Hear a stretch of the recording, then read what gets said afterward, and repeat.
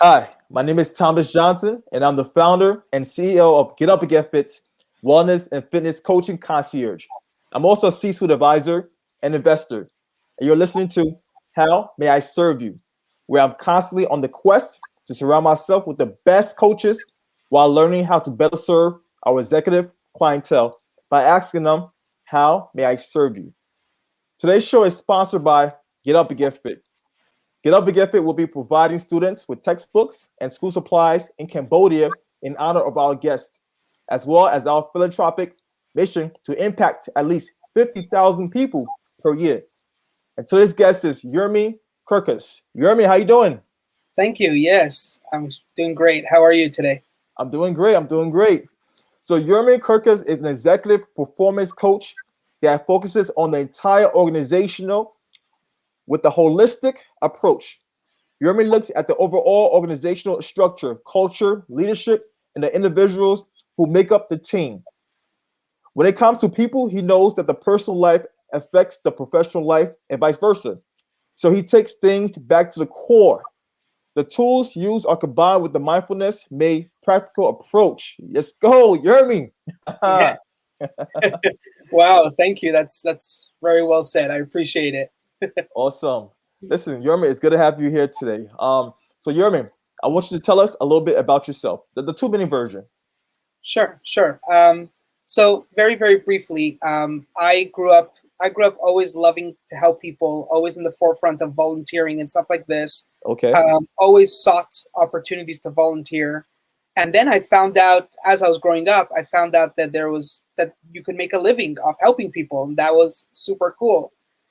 So it was a very long life journey in a sense. I mean, I'm not that old, but it was a long life journey to discover how could I help people through my talents, through my abilities, and to really bring all of me to the table. And so it was through some life challenges, it was through some hardships that I had to go through, that I've discovered an opportunity in the prison to work there. And then it's in the prison that I got this aha moment, how to connect my experiences to better serve the business professional community. Something I felt a lot more comfortable since I come from that kind of world. My family are all entrepreneurs. Everything around me is business. Okay. So that's kind of how it all just tied in, and it was really exciting. And here I am. There you are.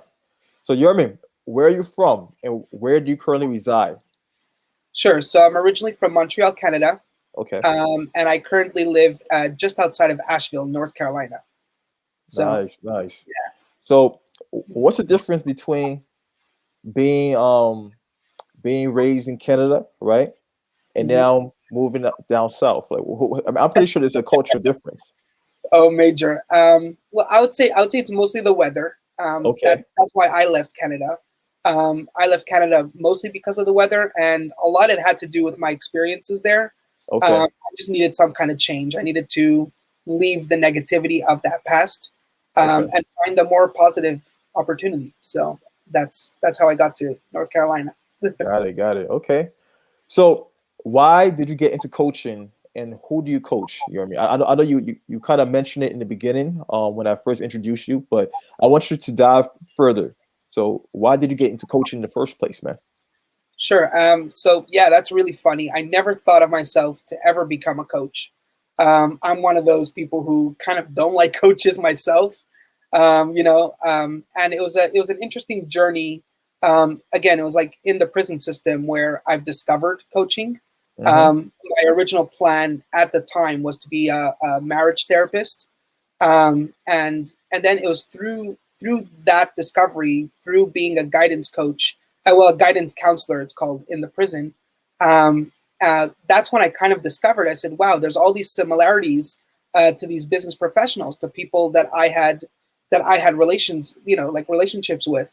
And then I was kind of curious, and I said, you know, if this program, this OneUP program, which I developed in the prison system, Mm-hmm. if this OneUP program is helping, transform these, we call them jailbirds, if it's helping them transform into eagles, what could it do to eagles? You know, like if I took this same program and helped people who have everything to live for, how could it help them?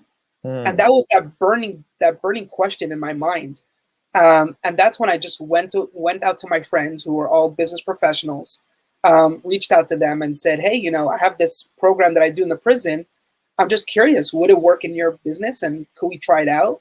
And there was this one business professional that I helped, went from $0 in sales. He was a brand new startup. He went from $0 in sales to like about $15 million in sales. Wow. In a very short period of time, like 5-6 months. That's a big jump. He was like, dude, like, this is crazy. Like, you know, and he really allocated it to the program. And he said, you got to do this coaching stuff. You have to do this consulting stuff. And that took a little bit of time before I was really ready to jump in. And here I am, and I jumped in. Wow. So, wow. That's a great research study right there. You know, you had a control group, and you got him from 0 to how many million? 15 million? About 15, 15, yeah. I mean, he was selling high ticket items, so it wasn't that hard for him to make that kind of number. But yeah, I mean, he went from 0 to 15 million pretty quickly. That was really an eye opener. Yeah. And so within months, not years, but months. No, yeah, a few months. Yeah, I think it was 5-6 months or something like this. Yeah. That's impressive, man. That's impressive. Yeah. So right now, who do you currently coach right now? Who are you currently working with? So the main target audience is the small to medium business owner. Okay. You'd say let's say anywhere between 100,000 to like about $1 million in sales or in revenue. The company that has about, I'd say, 10 to 50 employees. So we help them. So they are typically ready to scale. They're looking to scale at this point. Okay. I hope and pray that they call me before they scale. Typically, because when I started getting into the business coaching, I come to learn that the majority of businesses start failing at scaling. So it's when they start scaling, that's when they start failing. Now they're taking on debt. Now they're hiring more people. Now they're doing all these kind of stuff. So it's not like shooting from the hip when you're just by yourself and, figuring it out along the way. Yeah. Now it's getting more serious. And there was a Gallup poll that said about 32% of employees are engaged at work. That means 60-something percent are not engaged and they're not performing. 90% of employers are not happy with the engagement, with the performance levels of their employees. And so that was a big part of my study. I went to get a master's degree in this. That was a big part of my studies to learn why was that the problem.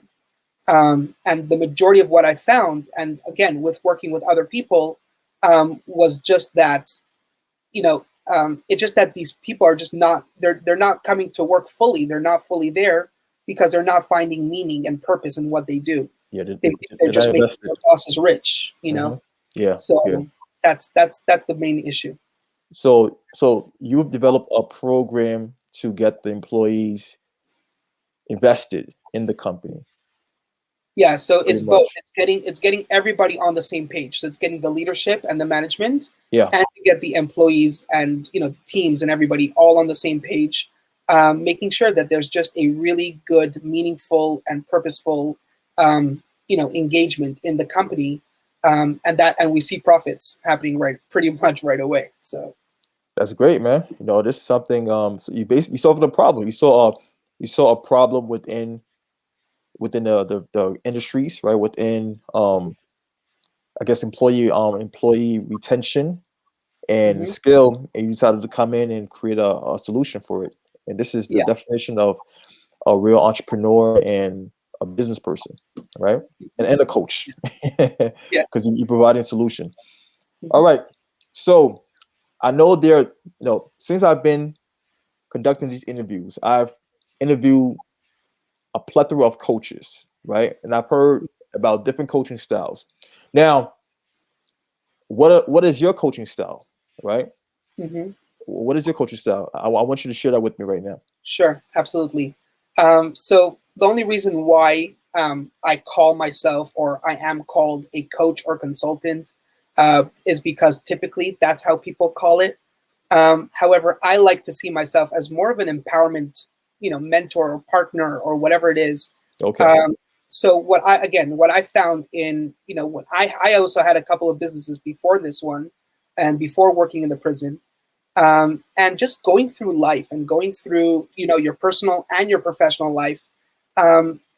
You need that partner, that friend, that person on your side, your cheerleader in a sense.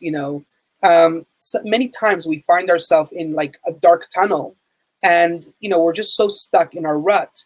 And so I envision myself as that guy who just pulls out from one pocket, from your pocket, I pull out one, your flashlight, and from the other pocket I pull out the batteries, and I just show you how to put it together, and then say, hey, put it out that way, Yeah. So for me, it's more, my approach is much more empowering the person I'm working with. They know their business best. They know what they want to do. I'm not here to teach them anything new that they cannot find on their own. But just I humbly, I'll say it, is that I have a gift to take things that are complicated and just make them simpler.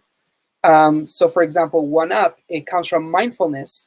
But many people don't really know how to relate mindfulness, especially not to work, especially, people think that, oh, I have to meditate, so I'm now becoming some, guru or some, somebody like sitting there with my somebody thoughts or esoteric.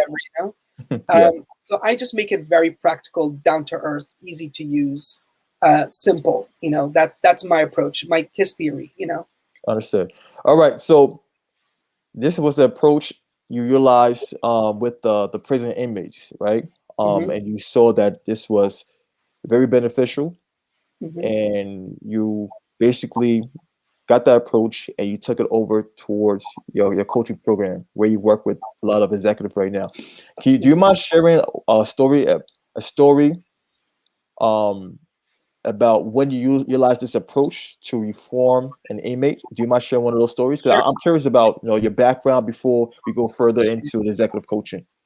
Sure. I mean, there's so many, and the one that comes to mind is this one. Again, I can't give too many details, but just the basics. Uh-huh. Um, you know, um, this one child, this one young kid, just got his license, and he takes his parents' car, or he borrowed a car or something, and he drove quickly, and he crashed and unfortunately killed somebody. And so the prosecution was going all out on this kid, and they were just waiting for him to become, like an adult, right? So he was going to be 18 and 19, and they kind of like waited, and they were going to give him a very long-term prison sentence. Yeah, and they just made it sound like as if like this kid wakes up in the morning, thinking like, oh, today I'll just drive fast and I'm going to kill somebody, like. That's how they made it sound, and the families were very hurt. It's not an easy thing to lose somebody to a car accident. But my job was to sit there and to identify the kid's character. I was like asked by the families, by the kid's family, to really just learn more about the kid's character and to attest towards that kid's character. And so I did that, and we worked together for 18 months. The OneUp program is only a 90-day program. This kid did OneUp 6 times. Okay, he did this program 6 times, focusing on different parts of his life. And one of the parts of my let's call it coaching or guidance counseling with him was just to tell him, like, just believe that if you are really truly that good character, that good person, the judge will see it right away, and the judge will throw out the case just as quick. I mean, you have to take ownership. Excuse me. You have to take ownership of what you've done. Take responsibility. Do whatever it takes to to appease the family. His family got together. They raised some money. They took the insurance money. They gave it to the family. They gave them something like a couple of $1 million at the end of the day. So they really took responsibility. The kid was super sorry. Yeah. and and he was just saying, like, he's not going to drive for a while, and he's going to, he's really taking responsibility, and he wants to be an active member in the community, and he wants to really do well, to bring back. And he now goes from school to school to talk about the dangers of driving quickly, and first getting your license, and it's exciting at that age, but don't be stupid, kind of thing. Yeah. But the OneUp program really took this character out of him. And I remember I was there, I was going to be a witness, and in the end I didn't have to testify. The kid just came up to the stand, the judge very quickly spoke to him, briefly, and in a few minutes just gave him like I think he got house arrest for like 6 months. Wow. And then community service for like I think a year or something like that. Plus this thing up that he has to go talk to schools and all that stuff. Mm-hmm. And this kid today is in college and he's doing well. I heard he's starting a business now, and he's really out there and really involved with the community and really sharing his light, and he's doing some phenomenal work. So that's amazing. That's amazing. Yeah. That's a testament of your program, man. Mm-hmm. Wow, you actually helped to transform this kid's life. Mm-hmm. Wow. Yeah. That's the beauty of having a good coach. Mm-hmm. A coach is able to guide you in the right direction, and I'm glad you're able to really change that young man's life. Yeah. And you're currently changing other executive lives right now. So let's go to the next question. So if someone was looking for a coach, what traits would you advise that they look for in their search? Sure. This is going to sound a little bit like off, and I have full respect for the coaches that you brought on, and I heard what they said. Just my approach is a little bit different. Okay. Many people believe that, oh, what's this coach? What did the coach do in his life? What was he? Like a coach that is not a millionaire cannot teach me how to become a millionaire. That's a lot of what you're going to hear. There is validity to it. There is truth to it. However, my approach is more not what I've done. It doesn't matter. And I do also on the side, I coach other coaches as well. Mm-hmm. And I often tell them, I just say, get off your accolades and get off your laurel and accolades. Who cares about what you've done in your life? The bottom line is that the people that we're working with, they are the ones in pain. They are the ones that have a problem. They are the ones who need the coach. So my approach is more, what can I do for you? How could I serve you? That's how we connected. It's more about what could I do that I could help you? And I'm honest, I don't have all the answers in the world. I don't know everything. I may not be the most experienced person, but I sure do have resources. I sure do know where to find things. And I'm here to empower you. I'm here to come down into the trenches with you. And I'll be just as involved in your business as you are if I have to. Because I really like, my bottom line is your success. That's how I determine my success is by your success. So for my approach is, what can I do for you? And I tell a lot of people, if you're looking for a coach, how does that person make you feel? Does that person make you feel like $1 million that who you are? Then that's the right coach for you. And if that doesn't work for you, then okay. But I hope to make the people that I work with realize that they have all the solutions and the answers in them already, and they are successful even before they started. They just need to really believe it in themselves, and that's what I hope to empower them to do. Okay, but initially, so when a person is initially looking for that coach, your main focus is on the feeling. It's on it's on having the conversation with the coach and finding out how that coach made them feel. Is that your main focus right there? The connection. Yeah. If you have, it's like dating. It's like dating, when you're looking for a spouse or you're looking for, a friend even. Whenever you're looking for a relationship, what are you looking for? What are people typically looking for? So it's how you feel around that person. If you feel special around that person, you want to hang out with that person. If that person makes you feel, good, and that connection, that's, and I feel that, the type of coach that I am is that I'm really there. I'm really there, fully committed to the people that I'm working with. So that I when I was looking for my coaches, that's what I looked for. I Okay. looked for somebody who could really, really make me feel that I have, the ability to achieve the successes that I'm looking for. Got it. Got it. Thanks for sharing that. So now let's go over towards the executive, right? Mm-hmm. Now from working with inmates, you're now working with executives, all right? Folks who are high performers. Mm-hmm. I want you to provide me a short story, about 2 minutes, Sure. on how you applied your program to this executive and the outcome of their life. Mm-hmm. Sure. So actually, this just happened like literally a few days ago. So I'm going to share this one with you. So this particular client is not an executive. It's a brand new 19-year-old kid, just came out of real estate school, and it's a friend of the family. So I kind of did this as a favor in a sense. He needed a coach, so I helped him out. And the kid wants to succeed in real estate. My father-in-law, who's a BIC, he's a broker in charge.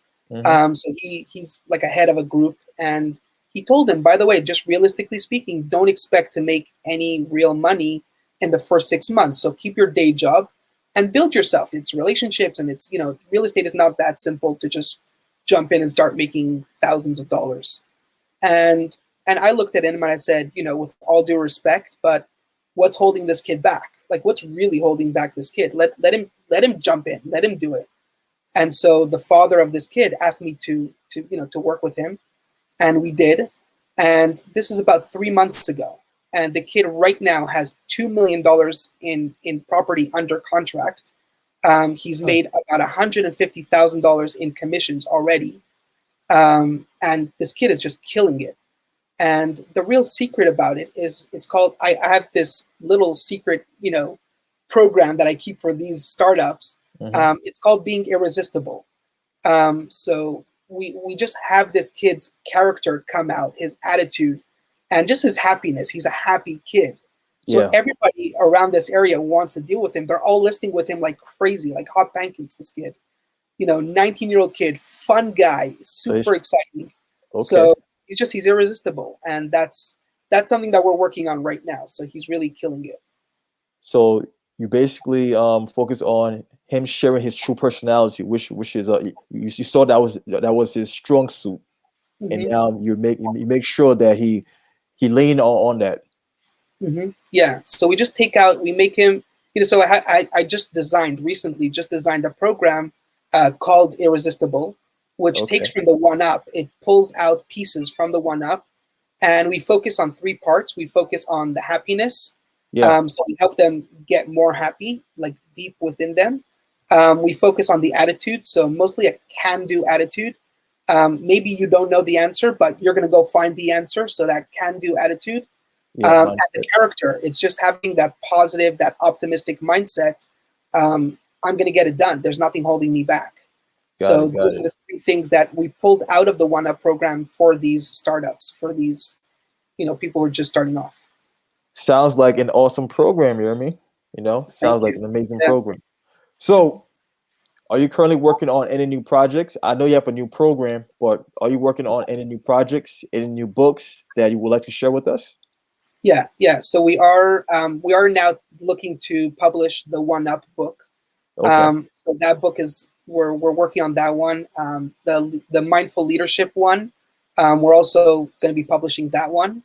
And then it's this irresistible program, which we're really now kind of trying to build it for those startups. And a lot of it's just going to be online courses. So there's going to be online courses, and then if you want more and you want the coaching that goes along with the online courses, then that's I could help out in that area. Got it. Okay. So if someone were to inquire about your services, right, or just want to get in contact with you, where can they find you, Yermi? Yeah, so the easiest place is LinkedIn. Most business professionals are hanging out on LinkedIn these days. Yeah. So LinkedIn is the best way. But other than that, it's just my email. So Yermi at yermikurkus.com.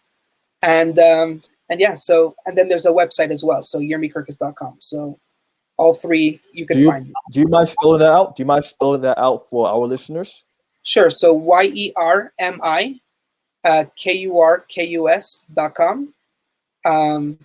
It's right there on my name down there. Or again, Yermi Kurkus, YermiKurkus. If you're searching LinkedIn. And then email is Yermi, so YERMI at Yermi Kurkus, YermiKurkus.com. So that's the best way to find me. Okay, there we go. So Yermi, first of all, I would like to thank you for coming on today's podcast, and thank you for sharing your amazing coaching program with us and your background and your stories. They're very intriguing, and I enjoy our time together. And also, I'd like to thank our guests, our listeners and viewers. Thank you for coming through. Thank you for lending your ears and your eyeballs. But last but not least, Yermi, I'd like to ask you, how may I serve you? So, I mean, you shared with me not too long ago that you wanted to reach, I believe it was 1 million people. You were saying that was your goal. 50,000 people per 50,000. That's right, 50,000. Yeah, per year. Yeah. So, and my goal is to do the exact same thing, just 10,000 people. So, so I think we're partnered up. I think we're already doing it right here, right now. If there's any way that we could inspire together, and if anybody needs inspiration, we're here. Thomas and I like, this is what we're connected on. This is what it is, and so, I'm here to support as well in your in your journey. I only want 1/5 of your goals, so if I could only have a little bit, if I could have just taste from that, awesome journey that you're on, I think serving kind of goes both ways. So, that would mean a lot to me if I could help you, achieve your goal in any way, however I could do it. I would love to be part of that. Yermi, let's do this. Let's do it. At the end of the day, it's all about coming together and supporting one another to help others, right? Mm-hmm. That's what it's about. This is what humanity is about. This is what being a social creature is about. So let's come together. Let's continue to uplift not only our friends, our neighbors, folks that are close and far. Okay. As we come together, man, we are going to be able to move mountains. We are unstoppable. All right. So let's keep pushing forward, man. Yeah, and let's share a smile with everybody. That's a great start. Yes, indeed. So, yes, indeed. There we go. Definitely. So, Yermi, thanks again for coming through. And everyone, tune in for next week's episode. And have a good day. Take care. Thank you. See ya.